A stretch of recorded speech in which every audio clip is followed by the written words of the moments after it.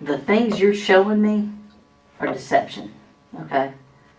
You're not sure. You know why you're not sure? Because you're not, the truth slides right out. It's when you got falseness in there, you're trying to cover something up that you get confused. This is easy now, okay? I'm asking you specific questions. This is not like I'm talking to you about something that happened months ago. This is Tuesday. We're asking you stuff that happened last week. You haven't even worked a full week since last week. Okay? I want you on page with me now, okay? Mm-hmm. So when I go over this stuff, I'm glad I hadn't started this thing. We're all screwed around now. Okay. Let's go back to the phone call conversations on Monday. You with me? Yes. On Monday. Mm-hmm. You said you talked to, the first time you said you talked to her 3 times. Last call being around 7 p.m. Mm-hmm. But now we remember these other phone calls later, right? Or at least a conversation? Well, around 8:23, to be exact. I talked to her 3 times, and I know we played phone tag like once. Where, she called me, I didn't answer, or I'd call her, she didn't answer. Mm-hmm. But, I talked to her, actually physically talked to her, I think 3 times. Okay. You're right on time with the other times. This 8:30 phone call. Mm-hmm. Tell me about it. What was going on with that phone call?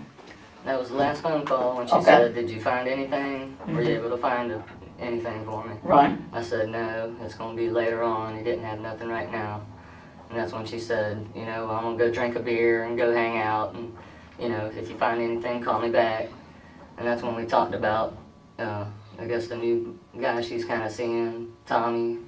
And she said that he had said that, like, he loved her or something like that. Mm-hmm. And she just said, it kind of freaked me out when he said that. And, it's kind of weird how he was saying he loved me. And that she was going to go have a beer. And, she goes out all the time. I don't never go out and hang out or party. Okay. Nothing, but, she's a talker. She talks and talks and talks. It's fairly evident here that Scott is trying to paint Cheryl as a partier and himself as a calm, relaxed homebody. However, his record says otherwise. Shortly before the murder of Cheryl, Scott was arrested on some pretty severe charges. Originally, he was threatened with aggravated assault with intent to commit a felony, aggravated assault with a deadly weapon, theft, narcotics possession, and possession of a controlled substance without prescription. To us, that sounds like a guy who's doing his fair share of going out. Ultimately, Scott took a plea deal and pleaded guilty to improper exhibit of a firearm, petty theft, narcotic possession, and possession of a controlled substance. In addition, Scott had been charged with domestic violence in 2006 and was issued a restraining order as a result.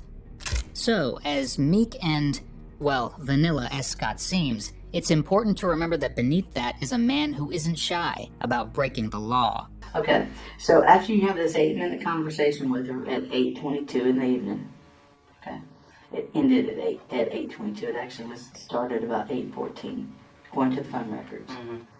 Okay, then at 9 o'clock, 9:04, 9:05, one call to and one call from you. Do you remember that?